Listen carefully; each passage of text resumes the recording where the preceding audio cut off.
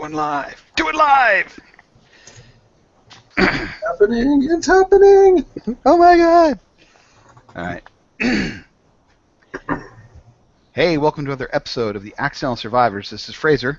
And this is Chris. And this is Todd. And, what do you guys got drinking tonight? I have a Smithix. Ooh. I haven't had for a little while, but I got some for my birthday, so I will drink it. Because, it would be shameful to let it go to waste. Well, that's what you're kind of supposed to do with it, is drink it. Mm-hmm. You're Especially a smart birthday boy. beer. Yeah, Nothing better than birthday beer. that's right. Which is really any beer that you didn't have to pay for. Exactly. But What are you drinking? It's only 4.5% alcohol, so, keep my wits about me. Well, first you're going to have to find them, then you can keep them about you. That's true. Yeah, you know that's going to happen. So what are you drinking, Todd? I'm actually drinking Big Rig District Red. As you can see, it's taking effect already. Is that like the bubblegum beer? What was that? Is that like bubblegum beer? No. No, actually, and it definitely doesn't taste anything like it, but now that you mention it, hold on a sec. No, okay, definitely not bubblegum beer. No, it's a local. We've started carrying quite a few craft beers. I work at Calabogie Peaks Resort. I'm going to pimp that out there. And we've actually started carrying quite a few craft beers, so I wanted to make a point of trying one out. And there's actually a brewery that's here that just opened up here in town, but I guess we don't have any of their stocking just yet. It's going to be coming in soon. So this one apparently is like a local one. They're from somewhere in the area, this Big Rig. Yeah, they're from Ottawa. Their brew pub is like a block from me. Oh, really? Yeah, Like I leave one of them. From your work? From home. It's right by the IKEA here Oh, wow. Cool. in Ottawa. Yeah. We around here we're getting quite a few little micro pubs too. We've had a couple like the Brick and the whatchamacallit. Well, the Princess up in Waterloo. Yeah, but that's not the name of the beer store. The No. Lion's Head, not Lion Brewery. I forget what they call it. No, yeah, it's Lion. It's something. Anyways, Anyways, it's been a long time since I was there. Hello? Todd? I'm here. Chris? Chris isn't here. Okay, so yes, there are a lot of breweries around. Uh-oh, the Wizard of the Coast lawyers have already got to him. They Hang knew on. what we were up to. I'm just sending him a message. Okay. Anyways, yeah, well, Chris, that's, yeah. Anyways, so I am drinking Red Racer India Session Ale. And Chris had mentioned Smithix is 4.2. This is actually 4.0. It's Red Racer is brewed in BC, and they also have an IPA, and this is their like light versions, India Session Ale. I've written about it. I think, yeah, I wrote about it on the Sword Judge site and mentioned it in Google Plus, and I'm going to drink it. Oh yeah, oh that's good. It's definitely a summer beer. It's nice and light, but it's still got the India Pale Ale character to it. And we just lost Chris. Bye-bye, Chris. So screw him. We don't need him anyways.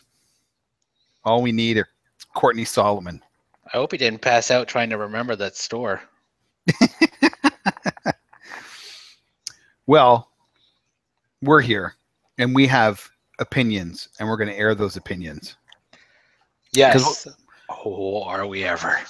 What we want to talk about, back in the beginning of August, even before Gen Con, the Variety and Hollywood Reporter were announcing that Dungeons & Dragons, the movie rights to Dungeons & Dragons, had finally been kind of ironed out.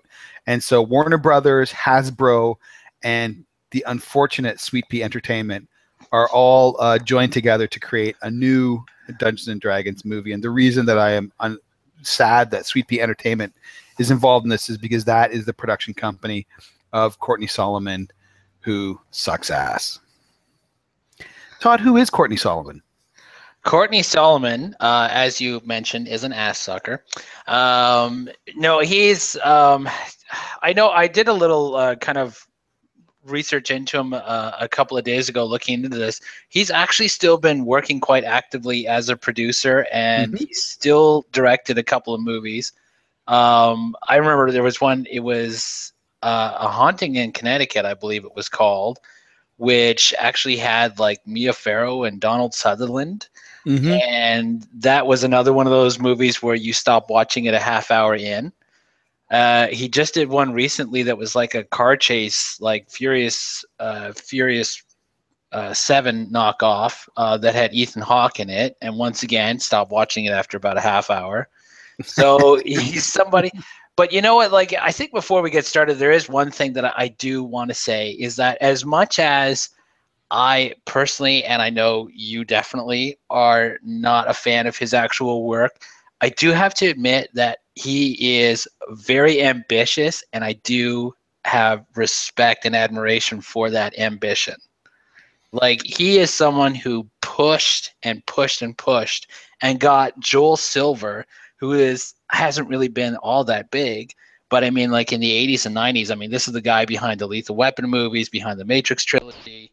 You know, so to get Joel Silver on board, even to some degree as a producer, you know, like that was pretty ambitious. So, I mean, like I do give him kudos for that. It's just a shame that the result came out less than campy. The worst part is, do you know where Courtney Solomon is from? Where? Toronto. Don't say Canada. Yes. I know. We have given so much to Hollywood, they also have to take our crap. So you can have Courtney. He's all yours. Him and the Beebs. They're all yours, America. Yeah, you can, I guess, give him props for getting stuff done because he actually did get a Dungeons & Dragons movie done. It's interesting that he actually, in the, I think it was the Hollywood Reporter article, they had indicated that he actually bought the rights for the movie rights from TSR for $15,000. So, I mean, it's not like he invested a huge amount of money. The Dungeons & Dragons movie, when it was made, its budget was like $50 million, which for 2000 is pretty significant. So, I mean, it certainly wasn't cheap, but I think at least Jeremy Irons has been very clear in his opinion of the movie itself and why he did it, and the only reason that he did it was because he bought a castle in Ireland.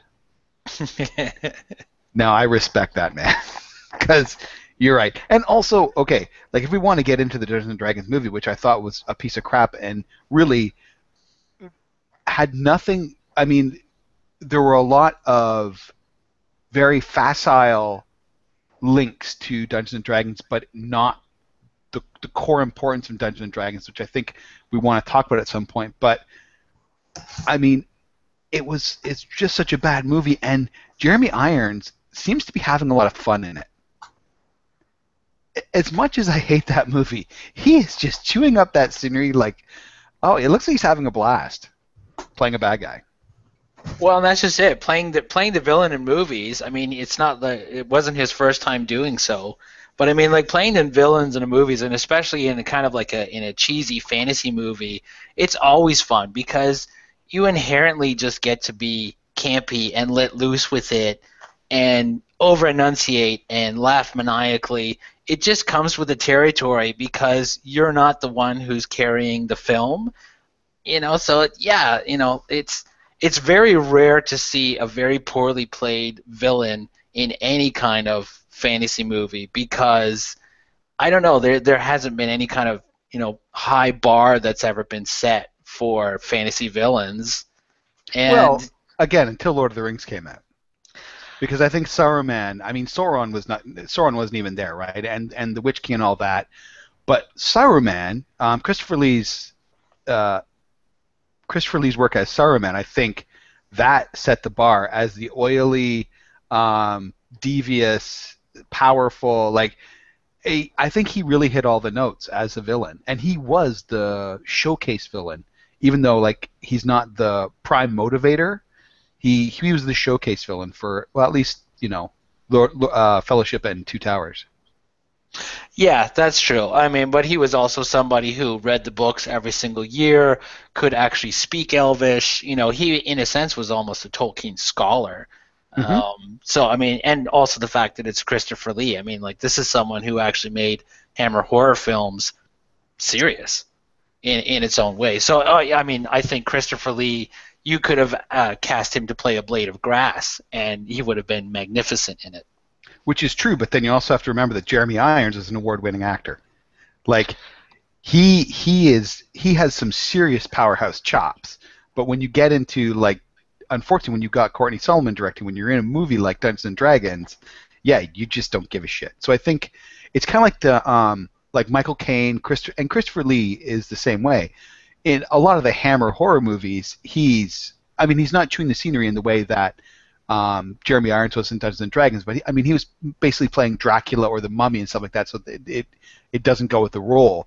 But I mean, he's not turning it, like, he wasn't on his A game, right?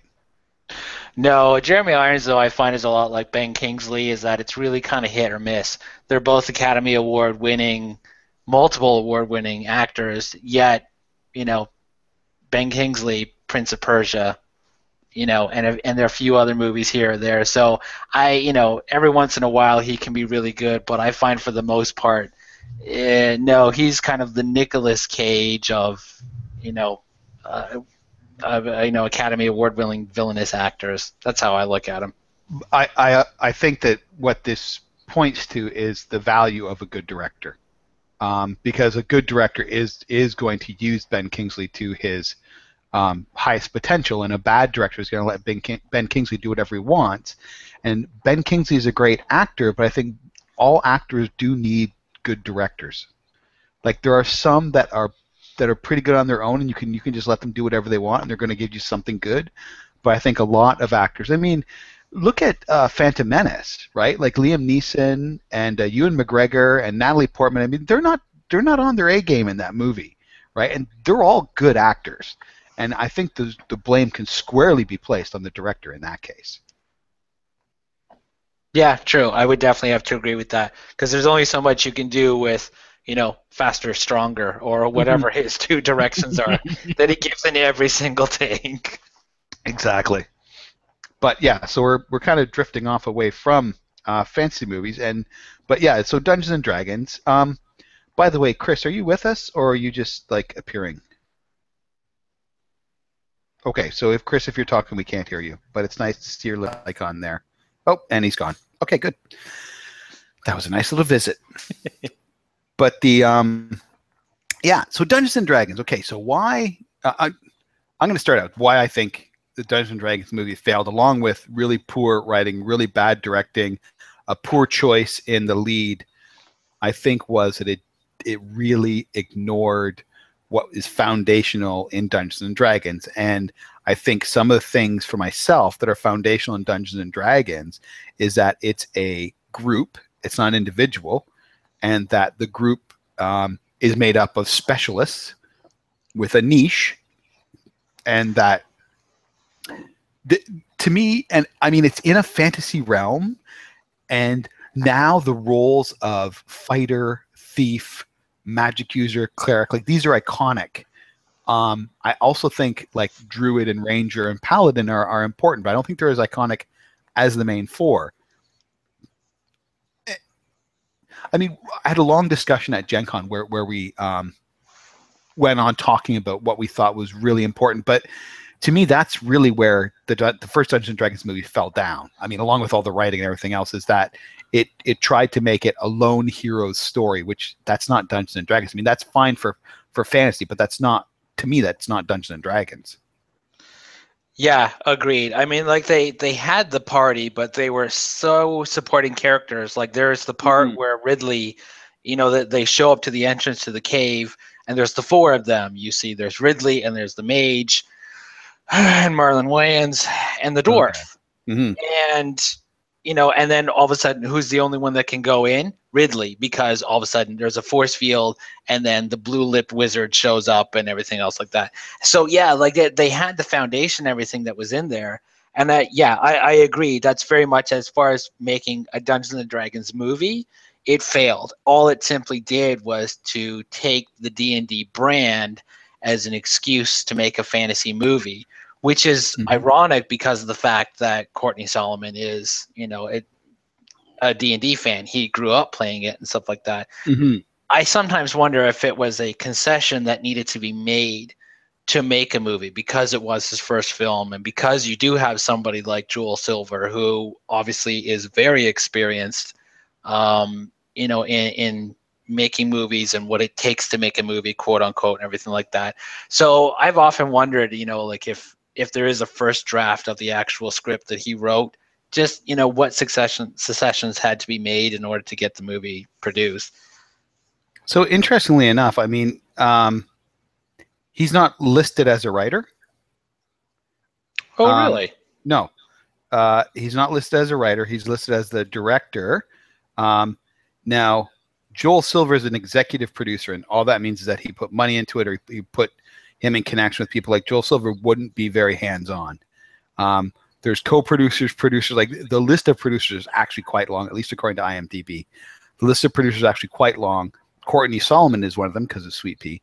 But yeah, Joel Silver sounds like what he did was he brought some money in and connected Courtney and whatever to other people, and that there's a long list of producers, co-executive producers, co-producers. I mean, if you give money to a production, you're a producer. Yeah. Now, there is one thing I do know, because I, have bought the DVD, because I'm going to admit something, that it actually took me a little while to realize how much it sucked. I got so caught up in the fact that there was a D&D movie that A, was on the big screen, and now B, on my TV at home. It took me a while to realize the suckiness of it all. But I watched the special features. Now, one of the producers, whose name I can't recall right now, is also one of the producers of the Lord of the Rings trilogy. And they're both done by New Line Cinema. Now, in the D&D special features, this particular producer, and I'm going to say Mark Ordesky, and I'm absolutely positive that's who it was. He actually had brought and was showing in the special feature, like his old D&D maps. He was a hardcore D&D player, and he was basically the one who, the impression I got was, basically put in charge by New Line Cinema to basically represent their interests. So this is one of the other areas where it seems a little odd for the D&D movie to really stray from, like the D&D core values as it did, because, you've got Courtney Solomon, who says he's a huge D&D nut, and then you've got Mark Ordesky, who says he's a huge D&D nut. So I know that was something that I found to be, a little odd once I really kind of started to realize the suckiness of it all. The IMDb page might be off here because it doesn't list Mark Ordesky as a producer. Okay, well, I do remember very specifically when watching the special features. Now, I do also have a theory when it comes to New Line going ahead with the D&D movie, because the D&D movie came out in 2000, and this was a year before Fellowship of the Ring was released. Fantasy films were not even a dime a dozen. There were more Westerns than fantasy films. I have a theory that New Line saw this as an opportunity to basically kind of do a demo reel, so to speak, throw out a fantasy movie in wide release in theaters and see where it goes, to kind of get feedback and then make adjustments on how they were going to, release and promote Lord of the Rings. And a lot of that stems from the fact of there being the same producer involved between these two films. I mean, I haven't really looked at the development and production design and everything like that for the two. Yeah, my belief is that Jackson was working on this like well ahead of the '99 production of Dungeons and Dragons. But I have nothing to back that up. That's just a feeling that I have. Oh yeah, more than likely, for sure. But I mean, when it comes to, for New Line's sake, because when you have the Lord of the Rings books, that are classics, and when you're working on producing it as a movie, once it starts to get to, there's a difference between making the movie and then releasing the movie. And I wouldn't be surprised if they really had the sense of just they weren't totally sure if this was something that was going to take off, because it was a huge investment, not just because the fact that they were doing a back-to-back-to-back trilogy, which had never been done before, but because it was New Line Cinema, who's basically, their reputation was, the Nightmare on Elm Street movies. They were a horror movie studio that was trying to go quote unquote legit. And like I said, there's nothing to substantiate this. This has always been a theory that I've had, was that the D&D movie was, because when you look at I think whatever it was, like the $300 million budget that they had for the entire Lord of the Rings trilogy, when you compare that to like the $30-40 million that they put for the D&D movie, it's basically, it's a ripple in the pond. But it's worth that ripple to say, let's put this out there, and even if we break even on this other movie, it's going to give us an idea on what kind of demand there is for a fantasy film. Yeah, no, entirely possible. And if so, they actually really screwed themselves, because they got the completely opposite reaction to Fellowship of the Ring that they got from Dungeons and Dragons. And I'm going to admit to also buying, and I have the DVD of Dungeons and Dragons. Now, walking out of the cinema, I knew it was a bad movie, but kind of like superhero movies in the 90s, like just having one was exciting. So even if it was a bad one, like the Dolph Lundgren Punisher, you were just happy that there was a Punisher movie, right? Yeah. It was pretty much as good as it was going to get at that point in time. Exactly. Yeah. And I mean, walking out of Fellowship of the Ring, I had the completely opposite reaction. I was absolutely stunned with what I had seen on the screen. The only complaint that I had about that movie was the collapsing stair routine in Moria. I thought that was just kind of ridiculous. But other than that, I was just captivated. I was amazed. Like, wow, they actually fucking did it, Yeah.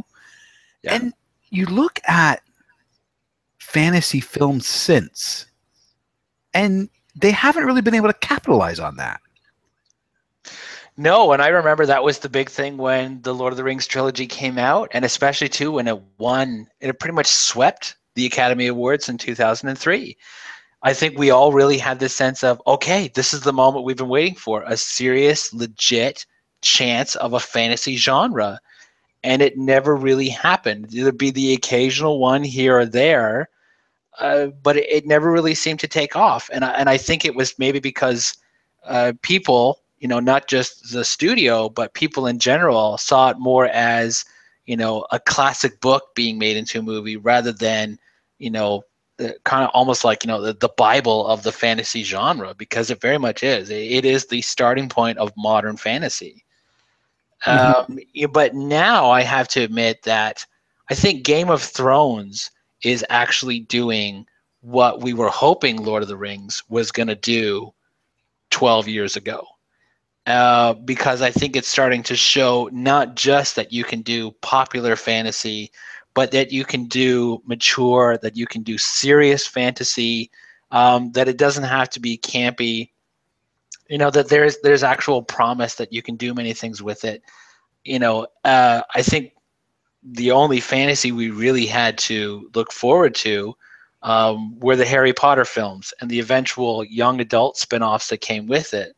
Now, I am not a fan of the earlier Harry Potter books or movies, because I'm not a fan of the whole, like, oh, it turns out that you're the one kid who just saved the world and everything, blah, blah, same old storyline again. But the later films, at least, I've never read the later books, they got really intense and very hardcore. Like, they were dark, dark films, and I loved them for that. But they were about as good as it was going to get as far as the fantasy genre went. Now it does really seem, and the fact that you've got Warner Brothers is now looking to go ahead with, and it's not just a D&D movie, they're talking about a D&D cinematic universe, which is now the new buzzword because of Marvel Studios. Yeah. And that's the part that I find to be key, is that it's not just that they want to make a D&D movie, is they want to do what everyone's doing. Even with Star Wars, it's now a cinematic universe. DC is a cinematic universe. They want to do that with this. And I think it's because now they can really see is that fantasy is really something where you can put a lot of money into this and you'll get a positive, net result in the end. And it just for whatever reason, it just didn't happen with Lord of the Rings. Well, I mean, there were attempts after Lord of the Rings, and I think one of the things that they were trying to do was they were trying to look for books similar to Lord of the Rings. I mean, the first real series that came after that was Narnia, right? And which had the same kind of iconic fixture that Lord of the Rings was, just in kind of a different way, more of a young adult fantasy. I don't think they really understood. I don't think the studios understand fantasy very well, and I don't think they didn't understand comic books very well until Marvel made the deal with Disney. And they were really allowed to make real comic book movies rather than producers and directors coming in and shaping it how they wanted, which is how it was always done in the past. Marvel had a very direct control, and they were choosing directors, and they were setting the tone, and they were vetting scripts so that they could shape it more, which is exactly what Disney's doing with Star Wars now. They're trying to shape it to make sure that what they're getting is what is expected. Like when you see Marvel, you have certain expectations. Let's make sure we meet those expectations. DC's going to try to do it. I don't know if they'll be able to.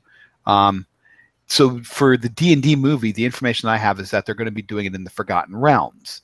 Okay, that's proven to be a very popular setting, both for gaming and fiction. So that's probably good.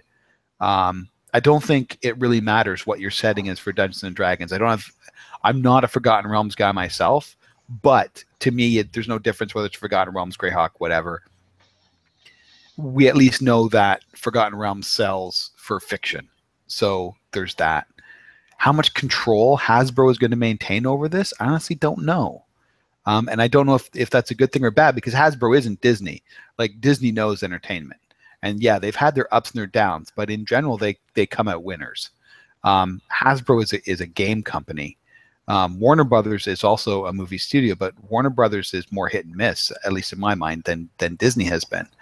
So I'm questioning whether they really know. I know they know what they want. I don't think they have any idea how to get there, other than saying it's a cinematic universe. Well, what does that mean exactly, and how are you going to shape it? Yeah, I would agree. I also think too, because the fact that Hasbro is, we've never really known them to be hugely invested in the D&D brand, or at least as a role-playing game.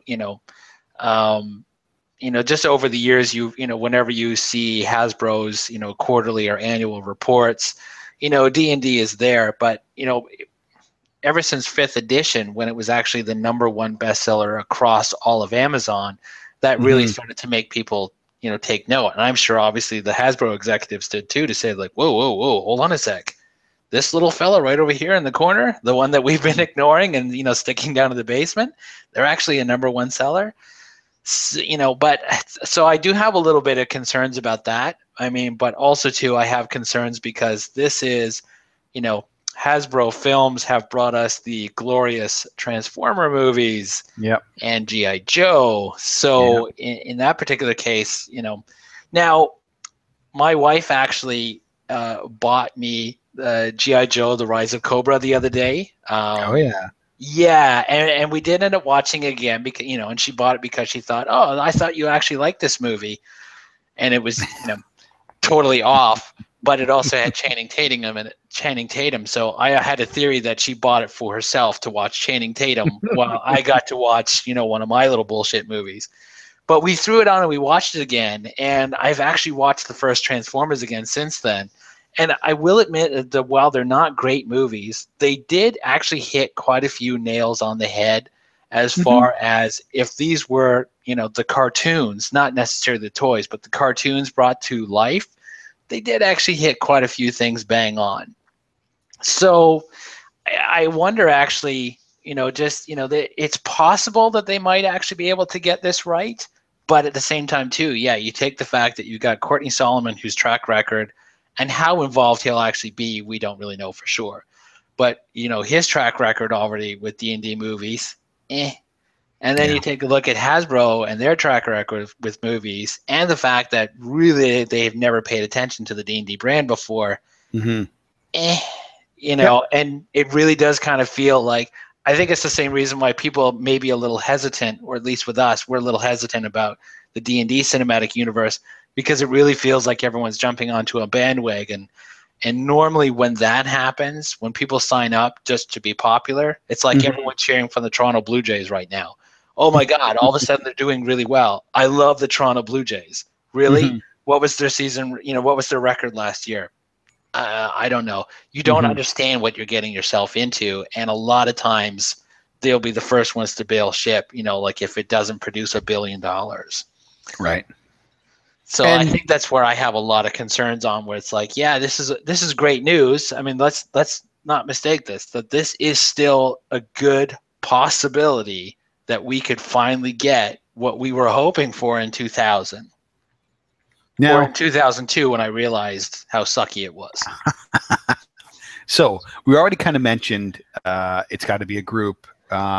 We definitely want to have fighter, thief, cleric, magic user. I think those are important. Be nice if they, had druid, ranger, paladin, but then you're talking about 7. I think 7 is possible, but it's tough. Lord of the Rings did 9.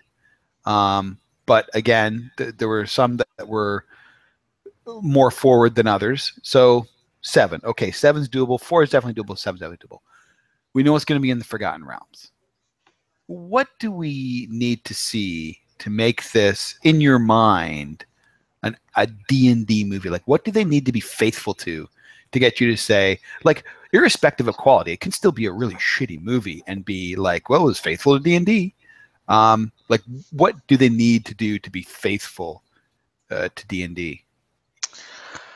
Actually, one of the first things is the setting itself, because it is so established and so extensive, whether or not it's, your knowledge of it comes from the novels or from the role-playing supplements, over the decades and the various editions. I think that's one of the main things. And it's simply because if you're going to be using a cinematic universe, the setting is one of the key linked features that comes with these kinds of things. So you're viewing it more as a Forgotten Realms movie than a D&D movie? I am, yeah. And I think simply because, you have to look at it across all the various aspects of the brand that they have. I mean, the novels is the one, like my dad has read all the Forgotten Realms novels. He doesn't know the D&D game for shit. He knows that I play it and that I'm a huge fan of it. And so those various times when we are able to talk about it, it's through the connection of the novels. And I really do think that because they have this huge reservoir with Forgotten Realms, but more importantly, I think because my gut feeling is they're going to go with Drizzt Do'Urden, and it's going to be a Drizzt movie. He is above and beyond, like, a character that a large majority, a #1 best-selling series. So that's why my instinct says that they're going with Forgotten Realms for that character. That's interesting because, again, like, one of the things that I think is really important is to have a group with specialists and niches. And I mean, like, I'm going to be honest with you, I've read maybe one. Actually, I've finished one novel that had Drizzt in it, and it was before he had broken out. So there was like him and this human guy and this dwarf guy. Like, there was a group, right? And seriously, I read this like in university, so I don't remember shit about it. But then I remember reading a second one that was basically all about Drizzt, and I'm not a huge fan of R.A. Salvatore's work. I know I'm in the minority there, but I find it really poorly written.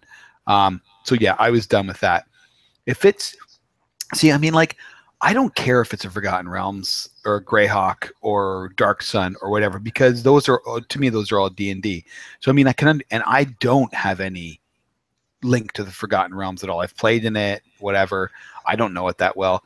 So I'm not concerned about that. I mean, what I want, like, along with the specialists, I think there needs to be, I honestly think that Vancian magic is super important for this to be a D&D movie. And there needs to be a clear divide between arcane and religious. What's the term? Arcane and divine. Divine, thank you. Arcane and Divine Magic. I think that's really important. That's central to D&D. Like going back to basic, right? Like there were a few spells back in the day that went that was both arcane and divine, but not a lot. And they were very clearly different. A lot of the mechanics, like the Vancian nature of it was the same, but the narrative of it was different and the style of it was different and what you could do in the two things was different. I think that's important to keep. Other than that, I'm having a hard time thinking about what really is D&D, like at its core. I think because so much of the game is focused on fighting, I think you do have to have at least 3, maybe 4 large set piece battles, like real good action scenes. That I think you do have to have a dungeon in it. I really think you do. It's called Dungeons and Dragons. I'm not sure if you need a dragon in it. It depends on what you're trying to do. If you're trying to show a beginning group, then perhaps the dragon could be something mythical that if you're looking at a series of movies, for example, following a group from first level to 20th level or 25th level, whatever, that this could be something that is foreshadowed in the first movie, that is something they maybe meet in the third or whatever when they're a much higher level. Or maybe you're talking about a group that's been, that are actually heroes already and can face a dragon, like the second Dungeons and Dragons movie, Wrath of the Dragon God, which I thought was actually, as a B movie fantasy, I thought it did a damn good job. Yeah, it did a really good job of being D&D. It was really it was much more bang on the mark to being D&D, because it was a party of characters, and slowly, one by one, the party was removed from the story in some way, shape, or form, but they were removed in a manner that was appropriate to their character and to their class. So yeah, I completely agree. It wasn't a great movie, but it was far better in actually being identifiable to D&D fans as a D&D movie. Definitely, for sure. I mean, I think it was a better D&D movie. I just think it was a better movie, period. I think that it was better written. I think that it was better directed. I think the acting was better. There was the only thing about the Dungeons and Dragons movie that was better than Wrath of the Dragon God was the special effects, and that's only because of the budget. It had nothing to do with the capabilities and everything else. And the special effects were not that much better. Like, especially because of the time, like Wrath of the Dragon God was like, what, 2005, 2006, something like that. So, I mean, that period of time between 2000 and 2005, special effects had improved enough that you didn't need the budget to be almost as good. So to me, I mean, like, I am honestly unconcerned. I'll be upset if it's Drizzt. I'll be upset if it's Drizzt if it's the Drizzt movie. I won't be upset if it's Drizzt if he's the ranger in the party. And you know, they pick maybe some other iconic characters. I don't actually know D&D fiction that well, so some other iconic characters to round out the cast. I mean, that would be fine. If they're going to go like Courtney Solomon did with the Conan version of D&D, where it's the single hero and everyone else is secondary, I got a problem with that. To me, that's not D&D.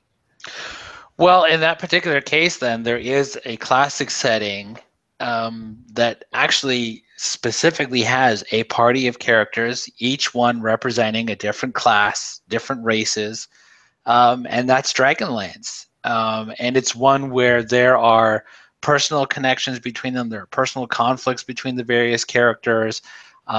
It's about a global conflict, you know, the rise of Takesis. You know, so I mean, like, to fit that bill, Dragonlance would be a far better fit.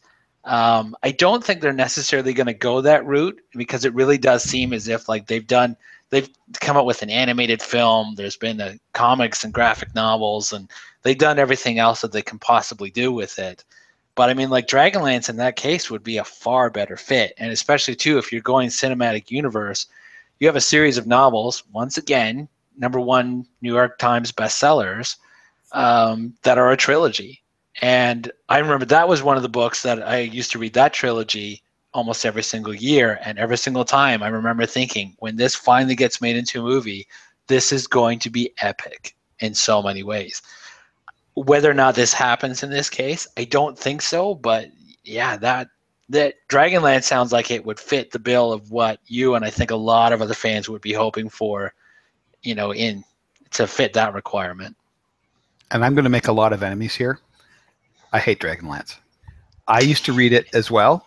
When I came back from Korea, it was one of the books that I'd left here. I didn't take, I mean, you can't take that much with you when you're traveling to live abroad, right?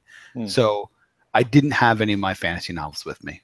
So I got home, and one of the first ones that I cracked open was Dragonlance, and I didn't get through, like, I think I got 4 or 5 chapters, and I threw it. Like, it's horrible. I'm sorry. It's really horribly written. It is juvenile.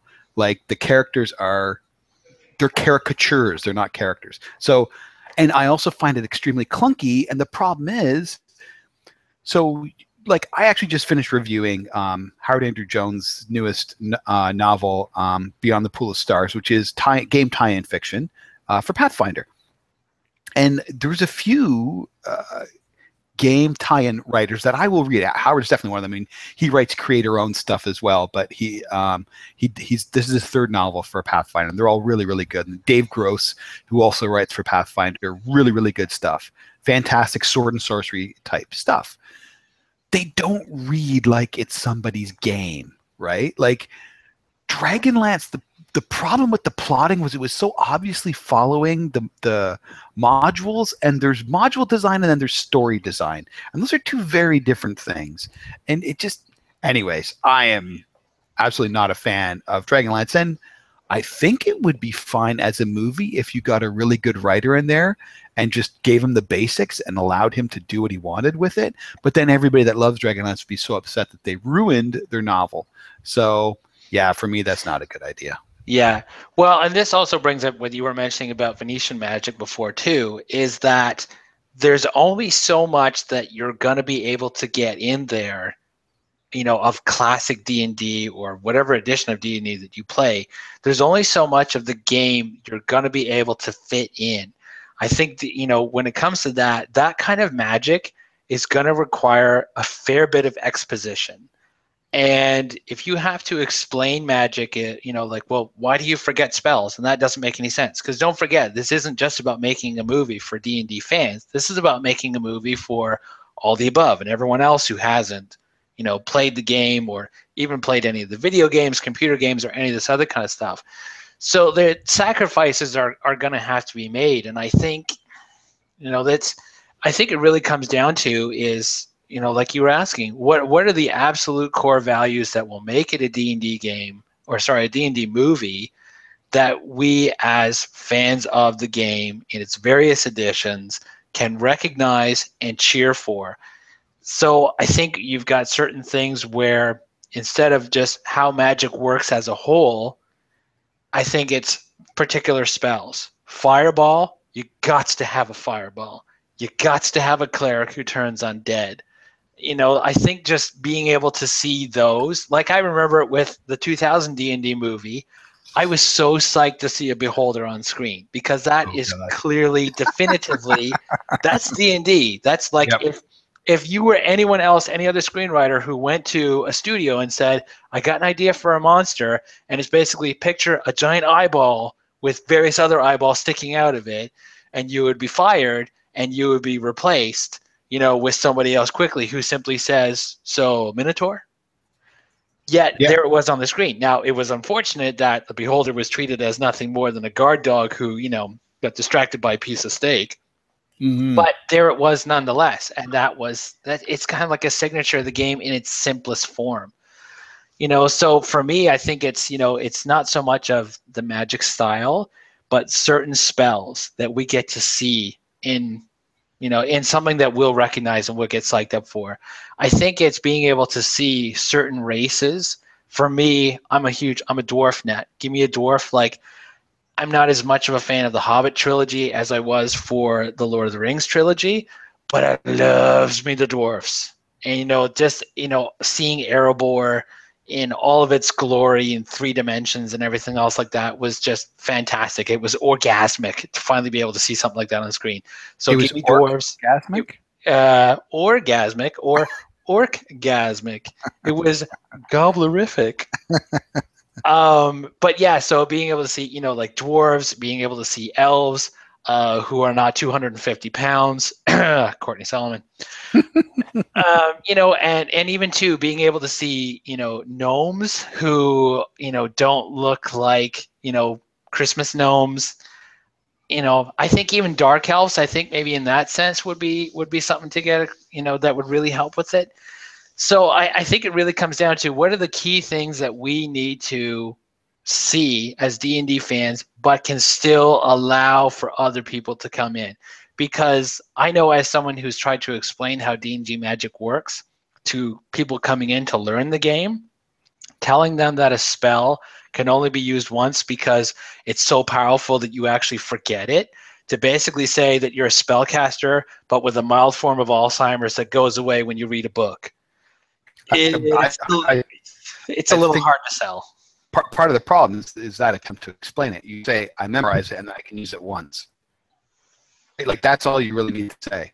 Because in the movie, you don't get why. Well, why? Why? Like, that doesn't happen, right? Because nobody asked why Gandalf could do certain things or couldn't do certain things. It was just accepted. So basically, you have a scene where the magic user, the priest is praying, magic user is studying, and the thief asks the fighter, what's going on? What are those two doing? And the fighter tells him. Or you have a fish out of water character, somebody maybe they're protecting, a first level dude, whatever, who gets to act as the audience and ask the questions the audience wants to ask. Boom. Well, they need to study their spells every night because once they use them, it disappears, that they've used up its energy. Like, disagreement between fans as what's iconic, again, because you're talking about races and you mentioned the gnomes. The last thing I want to see in a D&D movie is a gnome, because the gnomes to me are later additions. They're not iconic to D&D. More importantly, I forgot that this is actually a Q&A, and that John put his question up there. It's been hanging for a while, and he asked, I wonder how much of the cost of the big name actresses impacts the production overall. Big names cost big bucks, leaving less funds for the other key aspects of a film. And again, I think this was, even though like Viggo Mortensen and Christopher Lee, like there were a lot of name actors in there. None of them were like box office names, right? Until after Lord of the Rings. And same thing. I mean, like the Dungeons and Dragons movie had Jeremy Irons. That was it. There was nobody else. I guess Thora Birch possibly. And I think it might be a good idea in Dungeons and Dragons in the new movie to look for not iconic actors to play these iconic characters, because certain actors, it's going to be hard. Like for the new Suicide Squad movie where they get Will Smith as Deadshot. Well, he's not Deadshot. He's Will Smith. I can't accept him as Deadshot. Like it's really tough to accept him as Deadshot, and that's not because he's black. Because I couldn't give a crap. But he's Will Smith, right? Like he's very iconic. It'd be the same thing if they had Tom Cruise as Deadshot. He would never be Deadshot to me. It would always be Tom Cruise. Or, I mean, like, there's some actors that could do it, but I think it'd be a bad idea for them to pick actors to bring in the bucks. I think instead, as Stitch kind of mentioned, focus that money somewhere else. Goddamn, get a good director. Get a good cinematographer. They have a script. Whether it's a good script or not, I don't know. But they've got a script. So put the money in special effects and other things, and don't worry about the actors, because as Lord of the Rings showed, you don't need top actors to get top dollar. There is one actor though who I think would actually help appease D&D fans, and and maybe not universally, but simply because he is such a D&D nut, and it is Vin Diesel. He does have box office draw now because of the Fast and Furious movies, and there's a cinematic universe in itself if you want to look at it. But he is somebody who is very much like a celebrity ambassador to the game, is still a diehard nut for the game. You still see recent interviews where he talks about it with a big grin on his face. His D&D character, I think Melkor is the guy's name. So to see him in the movie would not only be, okay, here's someone with box office draw, but also who's somebody who would represent, and you could see actually being on set to say, like, no, that's not how the spell works. First of all, there's a verbal component, so he needs to say something. You know, like I think for me that would actually kind of make me feel better, because it was like, you know, and we keep going back to the Lord of the Rings trilogy. One of the things about it was is that you had people who were diehard fans and admirers of the book, and when they made sacrifices, you know, like, okay, we're not going to show Tom Bombadil, you know, they did it, and you got a feeling that they did it because it was an intelligent choice. It wasn't just because we don't have time, and who's this Tom guy anyways? Who gives a shit? They did it because they knew what was actually important to the story, and that was the focus on Frodo and the journey of the ring. But they would find other ways to take lines from Tom Bombadil's passages in the books and this kind of stuff. So I think to have somebody like Vin Diesel would, you know, to me that would almost kind of be a peace offering to say, here, this is our assurance that somebody on the set is representing us, the fans, who actually want to see a kick-ass D&D movie. Now, but again, Vin Diesel's asking price is huge. If he's willing to do it for scale, I'm sure they would love to have him. I don't know if he's willing to do it for scale. But Stitch mentioned that how could Will Smith be Deadshot when he's already Hancock? But you know, I think Chris Evans has proven otherwise. I know he's been the Human Torch and Captain America, and he became a far better Captain America than he was Johnny Storm. I think he was fine as Johnny Storm. I don't consider the Fantastic Four movie the fault of the actors that were involved. I actually thought Chris Evans made a fantastic Johnny Storm, and one of the reasons why I was happy when they cast him as Captain America is because looking at Johnny Storm and then looking at his character in Sunshine, the I just blanked on the director's name, Danny Boyle's science fiction movie, he plays a completely opposite character. And then you saw him in The Losers. I think The Losers came before Captain America, but again, completely like different character. So he was really able to stretch himself and do these different roles, and he kind of had the look. So I'm like, yeah, I can totally buy him as Captain America. But like Will Smith, unfortunately, generally plays Will Smith, including Hancock, right? Like he was trying to do a darker, less likable character, I guess, but it doesn't matter. He's an incredibly charismatic individual. So it's really tough for him to tone that down, you know? And I think it's great that he wants to play Deadshot. I think it's a great character. The biggest problem for me is just that it's Will Smith. It's a huge, recognizable actor instead of just someone that, like, I just blanked on the name, Wolverine. Hugh Jackman. Hugh Jackman, thank you. Like Hugh Jackman as Wolverine. I mean, he was nobody before Wolverine, granted, but that was his role, right? Or you know what? Even Patrick Stewart as Professor X, who, okay, granted, visually looked like Professor X, but he had background in other things, but he wasn't such an immense actor that he overshadowed his role, kind of thing. Or I'm terrible with names. The woman who played Jean Grey. Oh, Famke Janssen. Thank you. Who again had a huge career before X-Men, but not so huge that you couldn't accept her as Jean Grey. So, I mean, Vin Diesel would be good, but again, you know what? It's Vin Diesel. Like if he was in a D&D movie, it would take me out of the movie, like, because he's Vin Diesel. He hasn't. There've been a couple of movies like Boiler Room and stuff where he's kind of disappeared into his role, but he's too physically large, and his dynamism is too large to really like disappear into that role. He's not like a Gary Oldman who you never know what to expect. Mm-hmm. Yeah. Oh yeah, and granted, and I think it's hard to find somebody like that, you know, when you're looking for someone who's bankable, you know, to use the old Hollywood term. Yeah, but I mean, hey, even look at how Star Trek did it. Again, a lot of those actors had experience, like they were known quantities, but none of them were so huge that they couldn't slot into their role. I mean, I guess you could argue that no, I think most of them fit in really, really well. They all had like careers already. I don't think any of them were unknowns per se, but it wasn't like you saw them and you couldn't accept them in their role because of what you had seen before. You know what I mean?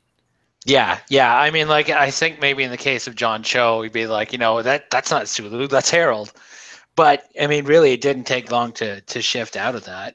So yeah, I would agree. They were all people who, for the most part, if you didn't know their name, you've seen them in something, and Yeah. a quick little IMDb search says like, oh yes, that's exactly where I've seen him from before. Well, I mean, like Zoe Saldana, Carl Urban, Simon Pegg. I knew, like, when they came onto screen, like I recognized exactly who they were. But again, like as soon as they started talking, all of them, none of them overshadowed their role. I actually think John Cho is a perfect example because I think he really embodied Sulu. I mean, the best, of course, was Carl Urban, who is just fucking amazing. Like that guy is just incredible. Yeah, he personified it. It was enough that Zachary Quinto, when he did Spock, you could see that he was very much doing a Spock impression in his own way. Right. But yeah, Carl Urban, like he had the beat, he had the tone. He was literally invoking the spirit of and I've forgotten the original actor's name. DeForest Kelley. DeForest Kelley. There you go. You could see he was invoking the spirit of DeForest Kelley, and that was awesome. Yep. Agreed. Yeah. And again, like Carl Urban, then he does Dredd and he embodies Judge Dredd. Like fantastic. Guy's amazing. Yeah. I have to admit, it's like I just watched that movie with my wife recently, my fifth time watching it, her first time. And I remember when she remarked is like, we never see his face the entire movie.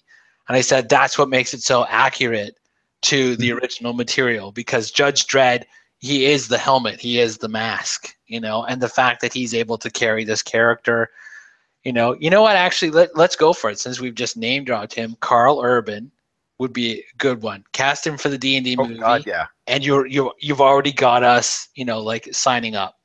Well, you've got me signing up. Actually, that's not true. I will actually read reviews before going to see this movie because I really don't want to be fucked over again. Yeah. But and even if Carl Urban is in it, that's going to be the case. But I don't think you can go wrong with him. I mean, everything he's been in, he's been fucking totally solid. Like I can't think of a role that he's done, even if the movie is questionable. Carl Urban always delivers in everything he's in. Yeah, agreed. Now, going back to as far as like what to make the D&D movie about, I have a theory that I want to throw out there. Because I think it's something that would, what we were talking about before with, well, what is he doing? Oh, he's praying for his spells and he's studying a spell book kind of thing.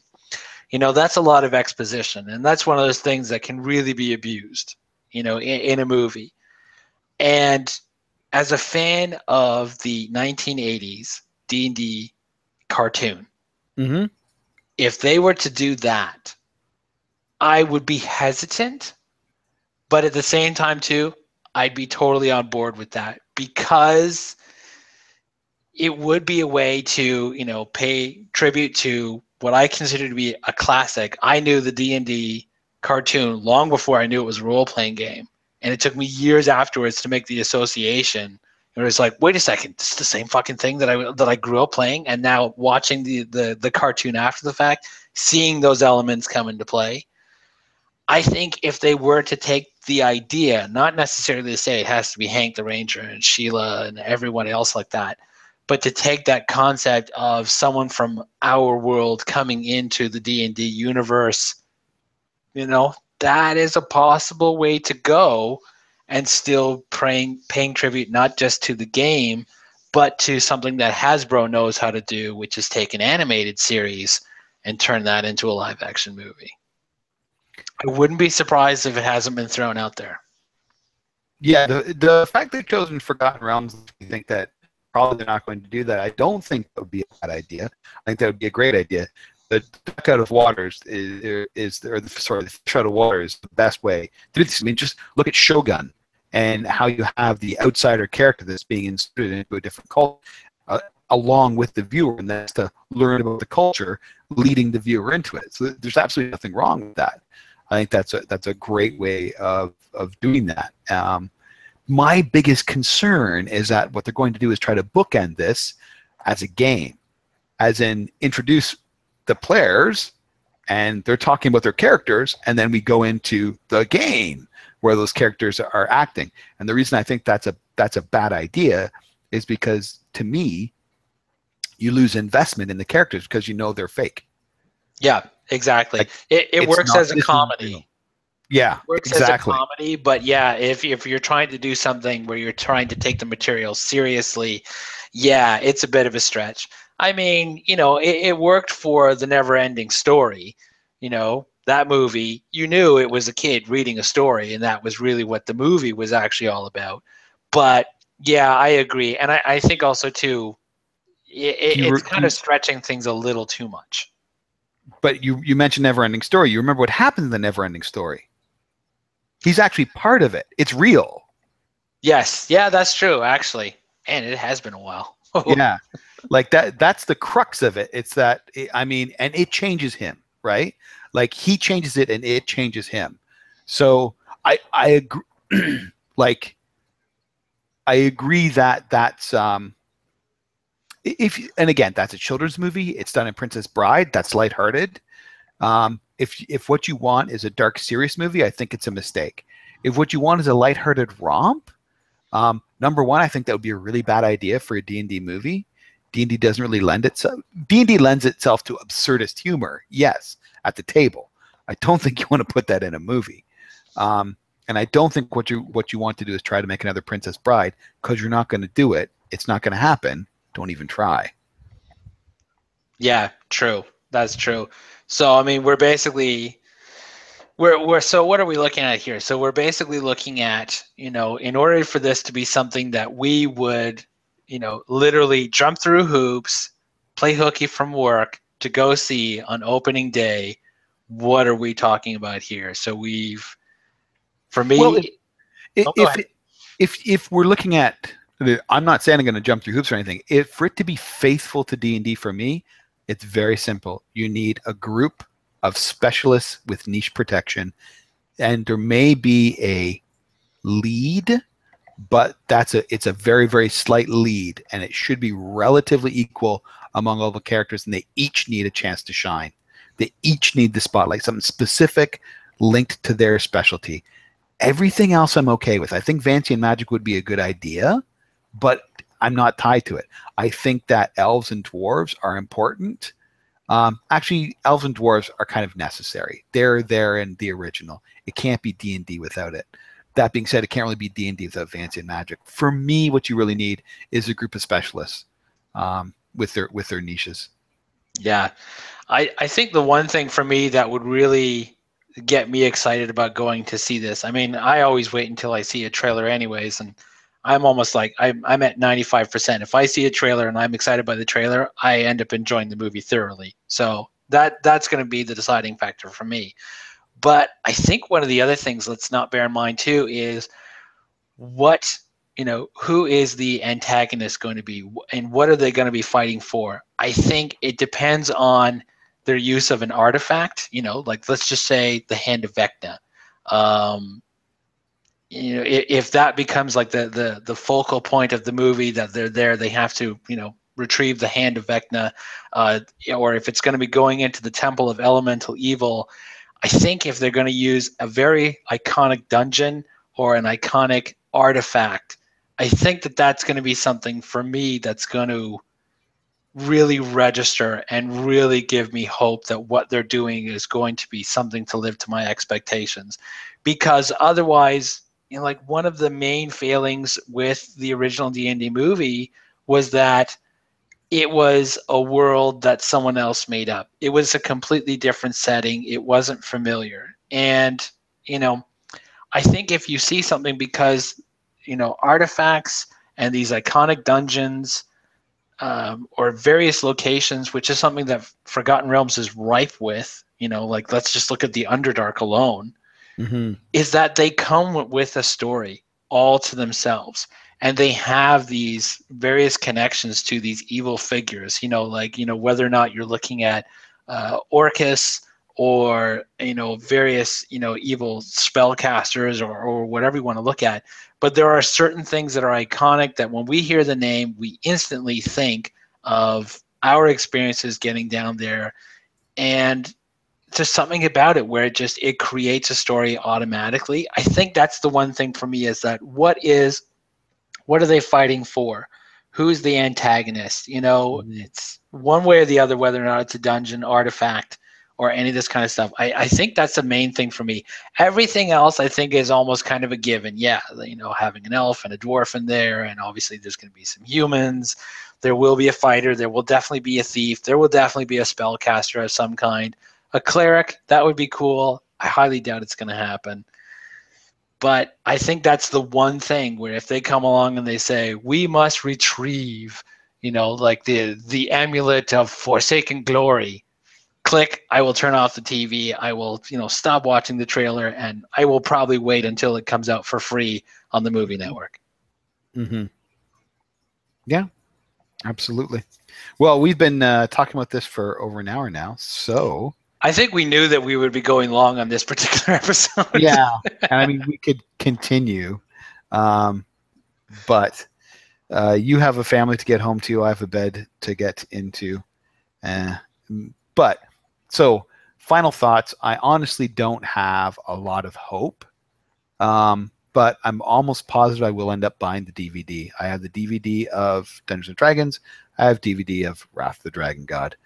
I don't have Book of Vile Darkness. I've never actually seen it, but I'm pretty sure. Heard horrible things about it. I've heard dreadful stuff about it. Yeah, so I'm pretty sure I'm not going to. I'm pretty sure I will be getting the DVD for this movie, whether I see it in the cinema or not. Again, just because it's Dungeons and Dragons, and we hope springs eternal. They'll do a good movie.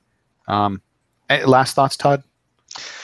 Yeah, I agree. I think it's something where it's a fantasy film, and if it really does end up taking off and start pushing the fantasy genre forward, I am a big advocate of, it's not necessarily what we were hoping for, but it's something, and it's going to bring us one step closer.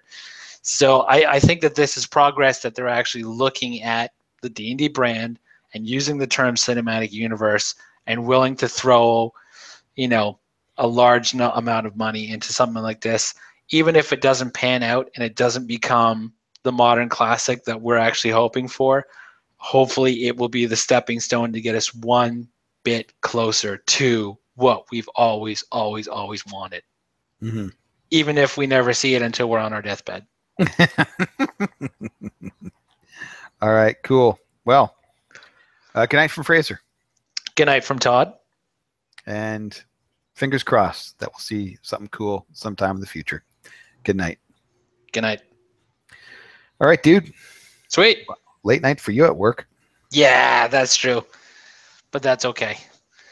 It's an acceptable loss. So, I mean, this wasn't even work to begin with. I mean, this just happens to be a podcast where I'm in a collared shirt. That's all.